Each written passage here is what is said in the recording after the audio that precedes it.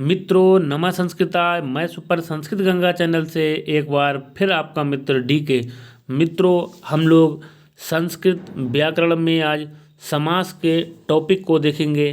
आज हम लोग भाग 13 करेंगे। इससे पहले हम लोगों ने 12 भाग कर लिए हैं, जिसमें हम लोगों ने भाग 12 में संधि को कंप्लीट किया था और आज हम लोग समास की प्रश्नोत्तरी को करेंगे।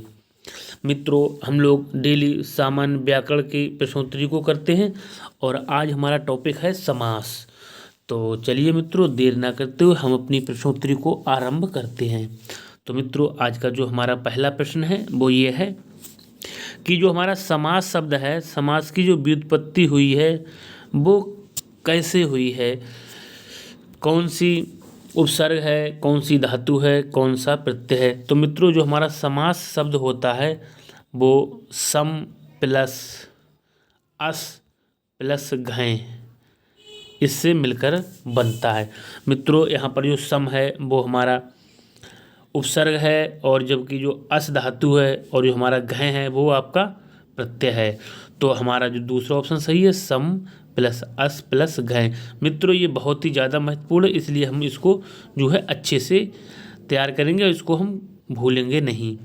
तो समास कैसे बना है, समास की जो व्युत्पत्ति हुई है कैसे हुई है मित्रों, सम प्लस अस प्लस घय। सम हमारा उपसर्ग है, सम उपसर्ग है, अस धातु है, घय हमारा प्रत्यय है। पूछता है कि समास में कौन सा उपसर्ग है, तो कौन सा है, समास में हमारा सम उपसर्ग है। पूछेगा समास में कौन सी धातु है, तो अस धातु है। पूछेगा समास में कौन सा प्रत्यय है, तो हमारा घय यहाँ पर प्रत्यय है। तो हमारा सम अस घय से मिलके समास बना है, दूसरा ऑप्शन सही है। दूसरा प्रश्न देखेंगे मित्रों, अनेक पदानाम एक पदी भवनम। अनेक पदों को मिलाकर एक पद करने की विधि को हम क्या कहते हैं, यहाँ पर रिक्त स्थान भरना है मित्रों। तो अनेक पदानाम एक पदी भवनम क्या हो जाएगा, समासा। क्या हो जाएगा, समासा।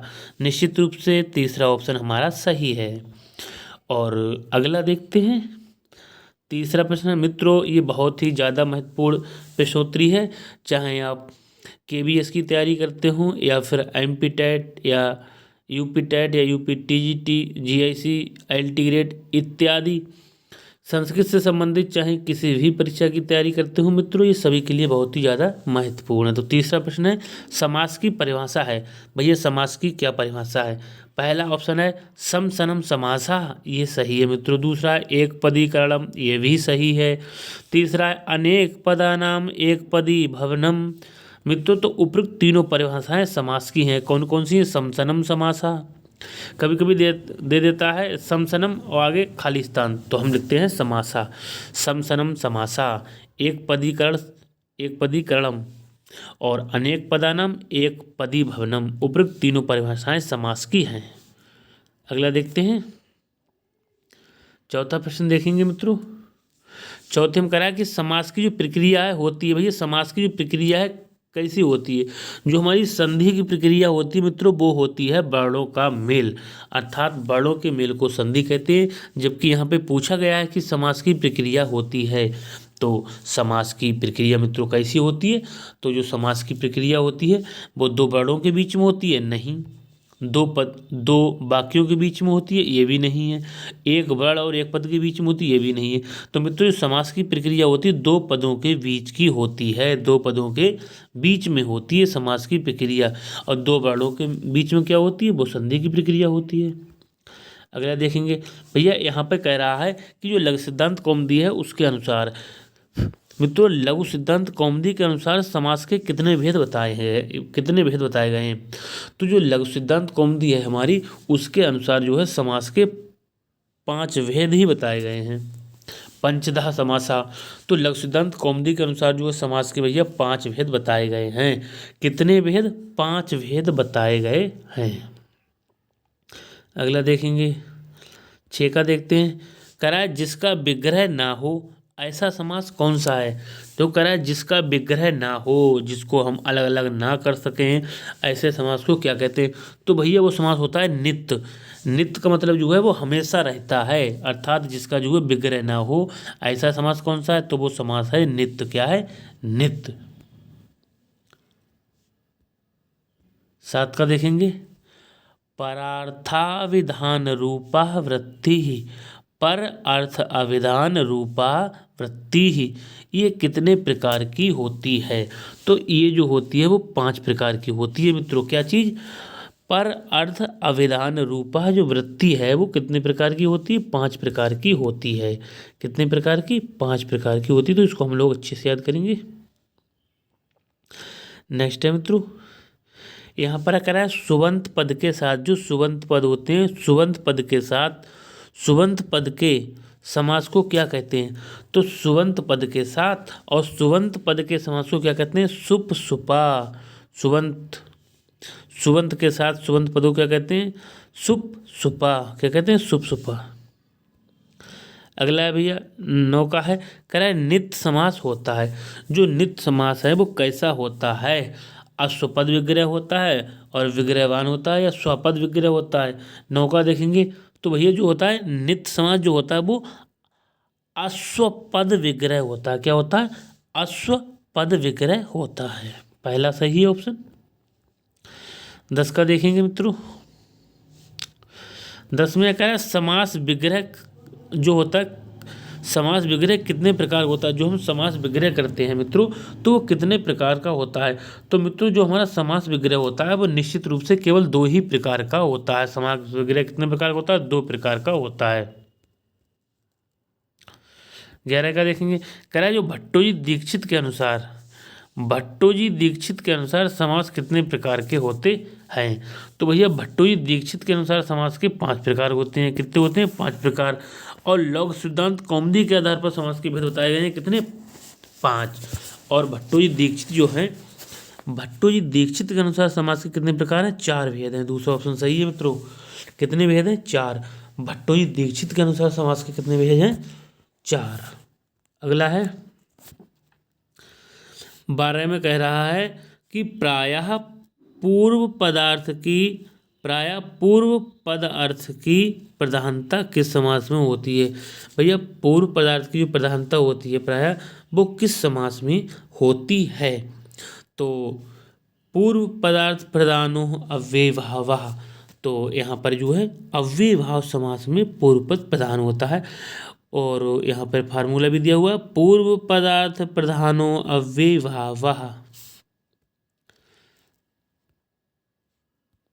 13 का देखेंगे, कराए प्रायेण उत्तर पदार्थ प्रधाना वाला समास है। तो भैया उत्तर पद तो अव्ययभाव जो समास है ये तो है नहीं। पूर्व पदार्थ प्रधाना अव्ययभावा, और ववरी में अन्य पद होता है जिसे हम तीसरा पद भी कह सकते हैं। और द्वंद्व में 4 अर्थ है द्वंद्वा, इसमें दोनों पद होते हैं। जबकि जो तत्पुरुष समास होता है मित्रों, कौन सा? तत्पुरुष समास होता है उसका जो है उत्तर पद प्रधान होता है। उत्तर का मतलब है दूसरा पद। यहाँ में तो दिया हुआ भी फार्मूला, प्रायेण उत्तर पदार्थ प्रधाना तत्पुरुषः, प्रायेण उत्तर पदार्थ प्रधानाः तत्पुरुषः। अगला देखते हैं 14 का देखेंगे, यहाँ पर है जिस समास में अन्य पदार्थ की प्रधानता होती है वह समास होता है। तो भैया जिस समास में अन्य पद की प्रधानता होती है, ना ही पहले पद की होती है और ना ही दूसरे पद की होती है, अर्थात अन्य किसी तीसरे पद की जो प्रधानता होती है, तो वहाँ पर कौन सा समास होता है? वहाँ पर निश्चित रूप से हमारा बहुव्रीहि समास होता है। इसका फार्मूला भी है, अन्य पदार्थ प्रधानो बहुव्रीहि। 15 का देखते हैं, 15 में मित्रों प्रायेण उभय पदार्थ की प्रधानता, उभय का मित्रों मतलब होता है कि दोनों पद होते हैं, जो पहला और दूसरा, उभय का मतलब है दोनों। प्रायेण उभय पदार्थ की प्रधानता जहाँ होती है वहाँ समास होता है। तो चा अर्थे द्वंद्वा, चा के अर्थ में द्वंद्व समास होता है। चौथा ऑप्शन सही है, फार्मूला भी है, उभय पदार्थ प्रधाना द्वंद्वाः, उभय पदार्थ प्रधाना द्वंद्वाः। नेक्स्ट 16 का देखते हैं, विशेष संज्ञा विशेष संज्ञा विनिर्मुक्तम कः समासा। विशेष संज्ञा विनिर्मुक्ताः का समासः। विशेष संज्ञा विनिर्मुक्ताः कः समासः। 16 का देखेंगे। अच्छा भी प्रश्न है मित्रों। तो केवल समास है, इसको अच्छे से देख लेंगे, तैयार कर लेंगे। वेरी वेरी वेरी अर्थात महा इम्पोर्टेंट है ये। तो विशेष संज्ञा विनिर्मुक्ताः कः संज्ञा, तो केवल कः समासः, तो केवल समासा हो जाएगा। नेक्स्ट है, कह रहा है भूतपूर्वः। भूतपूर्वः किस समास का उदाहरण है। जो भूतपूर्व है मित्रों वो किस समास का उदाहरण है। 17 का देखेंगे। तो मित्रों वो केवल समास का उदाहरण है। क्या है? केवल समास का उदाहरण है। नेक्स्ट है, ये भी मित्रों बहुत ही ज़्यादा महत्वपूर्ण है, परीक्षा में कई बार आया हुआ है, टीजीटी में भी आया है। ये कह रहा है बागर्था। बागर्था विव पद में कौन सा समास है। तो बागर्था विव पद में कौन सा समास है। तो मित्रों सुप्सुपा है। सुप्सुपा को ही केवल समास कहते हैं। सुप्सुपा है या तत्पुरुष है या फिर बहुब्री है या फिर द्वंद्व समास है। 18 का देखेंगे मित्रों। तो जो वागर्था विव है मित्रों इसमें जो है केवल या सुप्सुपा समास है। कौन सा है? वागर्था विव में जो है केवल समास भी कह सकते हैं और सुप्सुपा समास भी कह सकते हैं। तो अगला देखते हैं मित्रों। कह रहा है नैकः में कौन सा समास है। भैया नैका में समास पूछा गया है मित्रों, ये भी अच्छा प्रश्न है। कह रहा है नैकः, क्या है? नैकः में कौन सा समास है। तो नैका में समास पूछा गया है। तो मित्रों जो नैका शब्द है इसमें समास पूछा गया है। तो नैका में सुप्सुपा समास है मित्रों। कौन सा है? सुप्सुपा समास है। नैका में कौन सा समास? सुप्सुपा समास है। सुप्सुपा इसको केवल भी कह सकते हैं। भैया सुप्सुपा या केवल समास होता है। तो नैका में समास है सुप्सुपा। अगला देखेंगे। कह रहा है भूतपूर्वः यहाँ समास विधायक सूत्र कौन सा है। भूतपूर्वः यहाँ समास विधायक जो सूत्र है वो कौन सा है। 20 का देखेंगे। तो मित्रों जो यहाँ पर यह है तो ये सहसुपा है। क्या? सहसुपा। भूतपूर्व यहाँ समास विधायक सूत्र कौन सा है।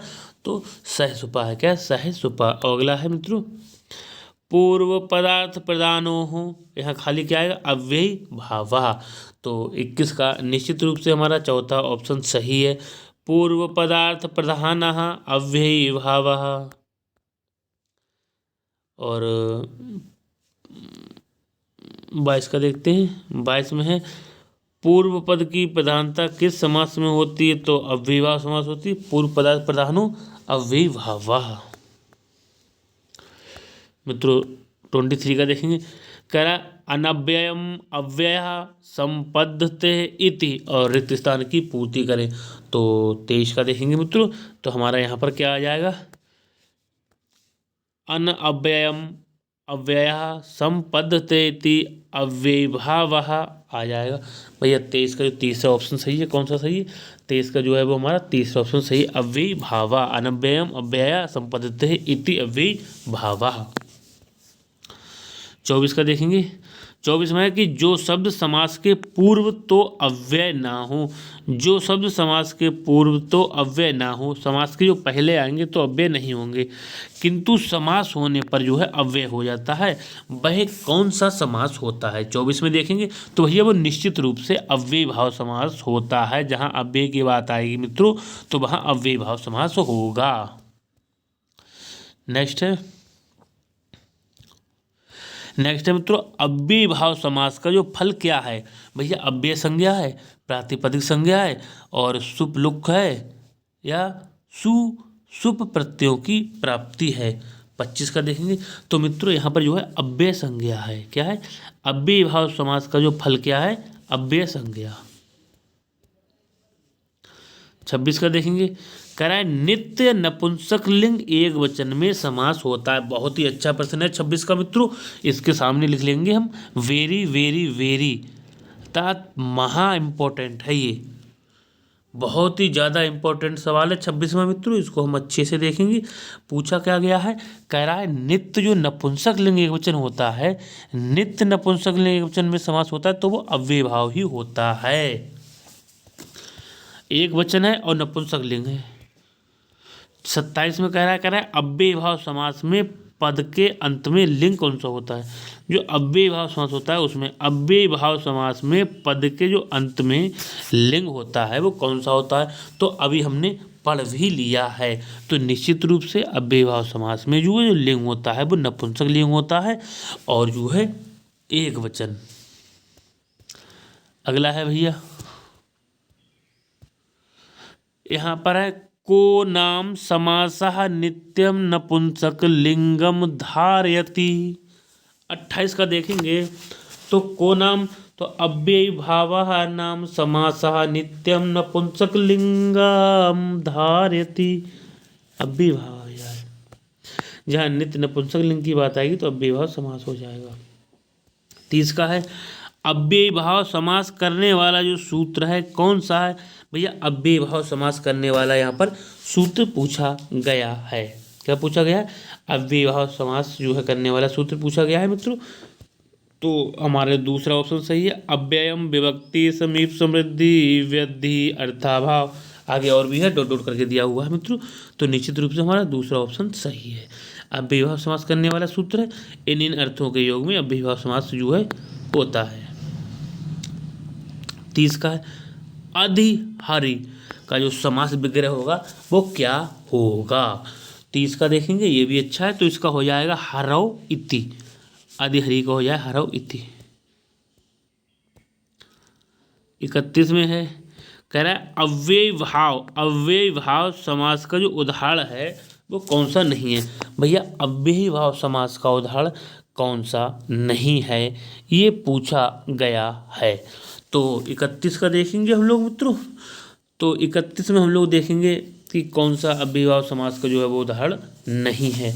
तो मित्रों हमारा पहला है उपगंगम, उपनगरम, उपकिशणम, उपकूलम। ये तो है सुमद्रम, दुर्यवनम, निमिक क्या है निर्मक्षिकम और निर्दोषम ये भी हैं।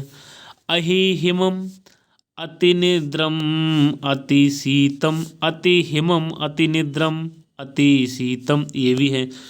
जबकि है कृष्ण सिरतः और लोकः तीतः सुख प्राप्तः ये जो है वो आपके अव्यय भाव समास के उदाहरण नहीं हैं। अगला है भैया, यहाँ पे कह रहा है कि निम्न में से कौन सा विकल्प सुमेलित नहीं है। ऐसा विकल्प कौन सा है 32 में जो है सुमेलित नहीं हो। तो 32 को हम देखेंगे अच्छे से मित्रों। पहला है इधर उसके अर्थ दिए हुए हैं, इधर समास है।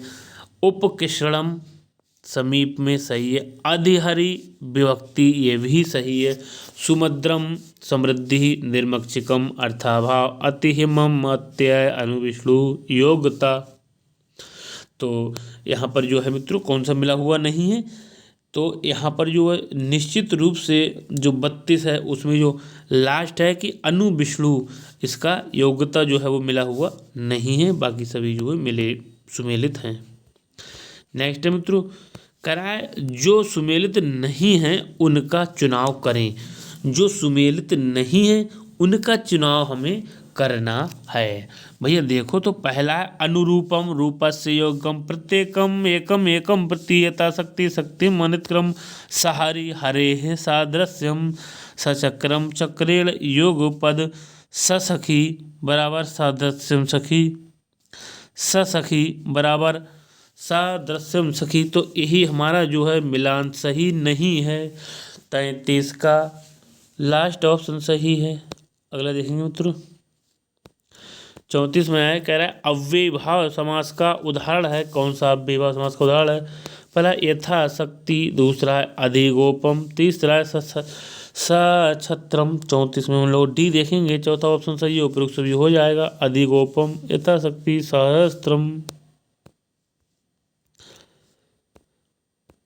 35 का देखेंगे, कह रहा है गोपी इति अधिगोपम, यहाँ किस अर्थ में संधि हुई है। अधिगोपम गोपी इति अधिगोपम, यहाँ किस अर्थ में जो है वो संधि हुई है? पश्चात अर्थ में, विभक्ति अर्थ में, समृद्धि अर्थ में या फिर अभाव अर्थ में। 35 का हम लोग देखेंगे मित्रों, तो यहाँ पर निश्चित रूप से जो है विभक्ति के अर्थ में जो है वो, विभक्ति के अर्थ में जो है समास हुआ है। 36 का देखेंगे, यहाँ पर मित्रों गोह समीपे में अव्ययभाव, गोह समीपे में अव्ययभाव समास होगा। 36 का देखेंगे मित्रों, तो यहाँ पर क्या हो जाएगा? यहाँ पर हो जाएगा उपगु। क्या हो जाएगा? उपगु। उपगु, उपागु, गोह समीपे में अव्ययभाव समास हो जाएगा। नेक्स्ट, विष्णोह पश्चात का संपूर्ण पद है। विष्णोह, विष्णोह पश्चात, तो विष्णु के अनु विष्णु हो जाएगा। क्या हो जाएगा? अनु विष्णु। तो यहाँ पे कौन सा सही है मित्रों? 37 का हम लोग देखेंगे, तो निश्चित रूप से यहाँ पर जो हमारा ऑप्शन बी सही है, अनु विष्णु, विष्णोह पश्चात। 38 का देखेंगे, कह रहा है किस समस्त पद का विग्रह नहीं होता? किस समस्त पद का जो है वो विग्रह नहीं होता? ये भी अच्छा प्रश्न है। 38 का देखेंगे मित्रों हम लोग, तो यहाँ पर जो पहला ऑप्शन है सुमद्रम मद्राणाम समृद्धि ही, दूसरा निर्मक्षकम मक्षकणाम अभावा, तीसरा इतिहरि हरि शब्दस्य प्रकाशा, चौथा अनुज्येष्ठम ज्येष्ठ अनुपूर्वेण, चौथा प्रत्यक्षम अक्षय अक्षय प्रत्यक्षम। ये चौथा ऑप्शन जो है वो मिला हुआ नहीं है मित्रों। 39 का देखेंगे, यहाँ पर है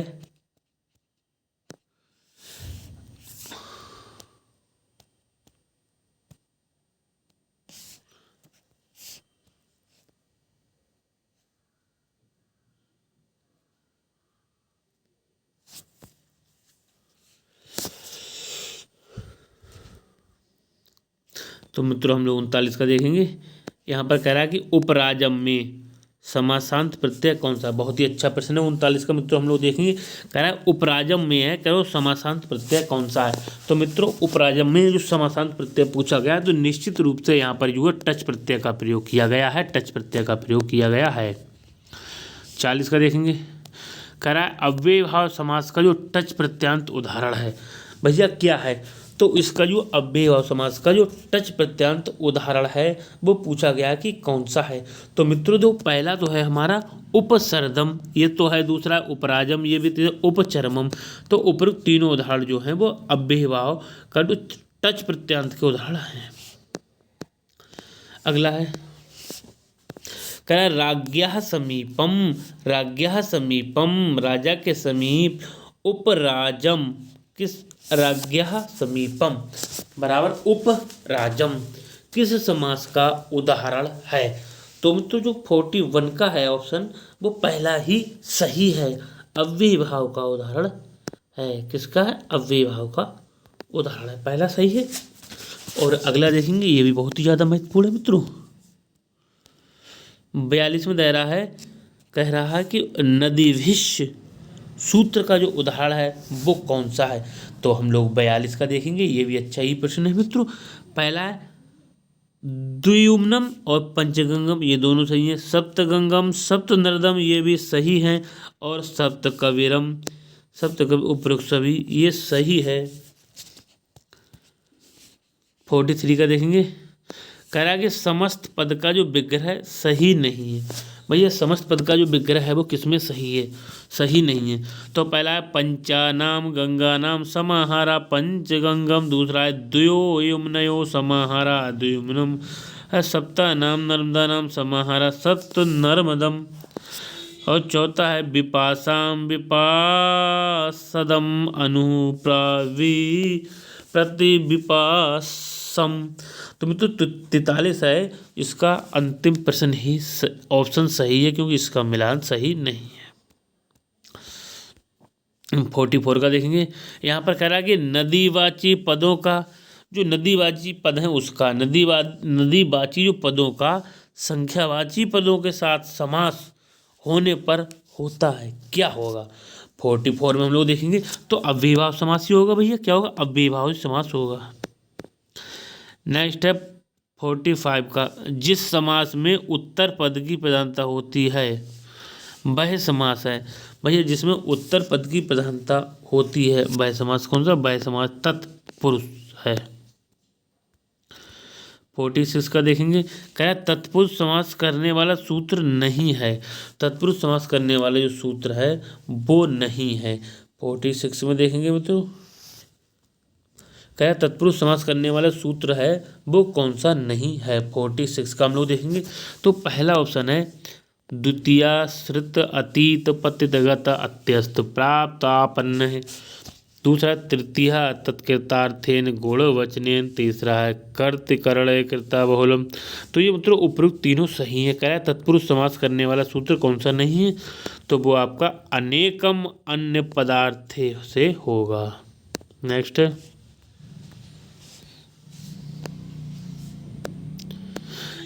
तत्पुरुष कैसा सूत्र, तत्पुरुष है वो कैसा सूत्र, तत्पुरुष है वो कैसा सूत्र है। विधि सूत्र है, परिभाषा सूत्र, अधिकार सूत्र है या नियम सूत्र है। 47 का देखेंगे तो मित्रों तत्पुरुष है वो आपका अधिकार सूत्र है।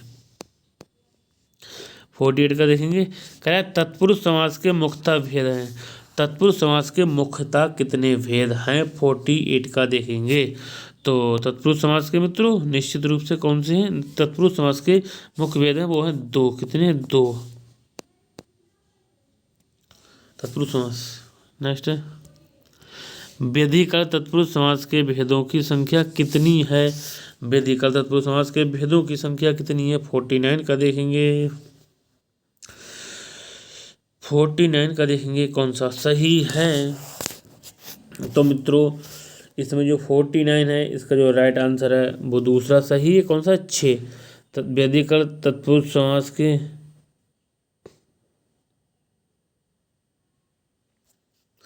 तो मित्रों यहाँ पर हमसे पूछा गया कि व्यधिकरण तत्पुरुष समास के भेदों की संख्या कितनी है।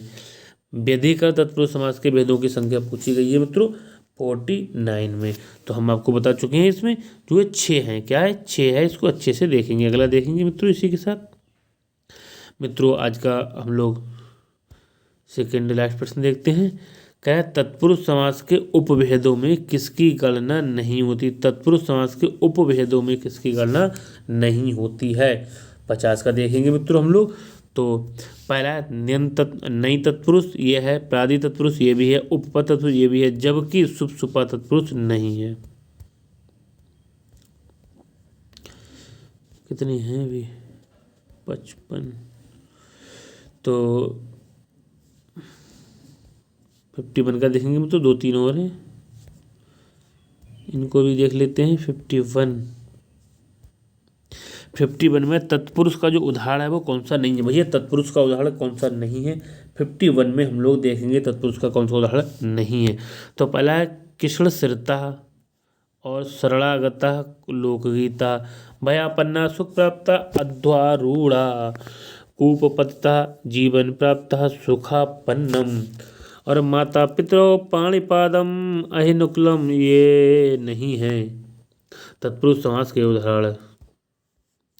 मित्रों 52 का देखेंगे, कराए किस समस्त पद का विग्रह सही नहीं है। किस समस्त पद का जो विग्रह है वो सही नहीं है। तो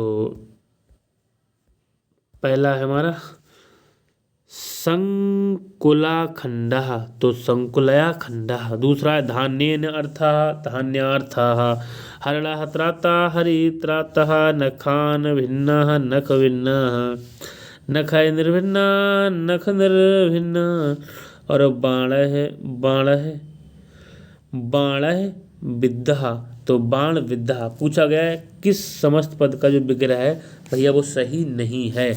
तो बाण है वृद्धा, बाण वृद्धा ये सही नहीं है, यही आंसर हो गया। मित्रों 53 का देखेंगे, क्या है तृतीय तत्पुरुष समास वाला सूत्र नहीं है। तृतीय तत्पुरुष समास वाला कौन सा सूत्र नहीं है। 53 का हम लोग देखेंगे तो यहाँ पर है तदार्थार्थ वलिहित सुख रक्षित है, ये है, ये नहीं। अब हम लोग देखेंगे कराए हरि त्रातः में समास है। भैया यहाँ पर जो है हमसे हरि त्रातः में समास पूछा गया है। हरि त्रातः पद में समास है। 54 का देखेंगे मित्रों हमारा, तो हमारा निश्चित रूप से तृतीय तत्पुरुष हो जाएगा। क्या हो जाएगा, तृतीय तत्पुरुष। मित्रों आज का हम लोग अंतिम प्रश्न देखते हैं, थोड़ा साफ नहीं आया है फिर भी हम इसको देखते हैं। कह रहा है तृतीय तत्पुरुष का जो उदाहरण है वो कौन सा नहीं है। 55 का हम लोग देखेंगे तृतीय तत्पुरुष का कौन सा उदाहरण नहीं है। तो पहला है मास पूर्वा, पितृ सदृश और भातृ समा। दूसरा है वाक् कलहा और आचारस लक्षण। तीसरा है नेत्रहीना गुड़ मिश्रा धृत पक्वम। चौथा यूपदारु गोहितान और भूतबली ही। यहाँ पर पूछा है कि तृतीय पुरुष का जो उदाहरण है वो कौन सा नहीं है। तो मित्रों आप लोग गैस करें कौन सा हो सकता है इसका। तो 55 में मित्रों हमारा यूपदारु गोहितम और भूतबली ये तो आपके मान ही नहीं सकते। तो तृतीय तत्पुरुष का उदाहरण नहीं है मित्रों, तो हमारा यही हो जाएगा यूपदारु गोहितम और भूतबली, ये भी अच्छे उदाहरण हैं। तो मित्रों ये थे हमारे सामान्य संस्कृत व्याकरण से संबंधित समास की प्रश्नोत्तरी। मित्रों हमारे द्वारा दी गई वीडियो आपको अच्छी लगती है तो वीडियो को लाइक शेयर और कमेंट भी कर दिया करें। और जिन भाई बहनों ने अभी तक चैनल को सब्सक्राइब नहीं किया है तो मित्रों चैनल को भी सब्सक्राइब अवश्य कर लें, जिससे आगे आने वाली वीडियो का नोटिफिकेशन आपको तुरंत प्राप्त हो सके। तो मित्रों आज के लिए बस इतना ही। नमः संस्कृताय, आपका दिन शुभ हो।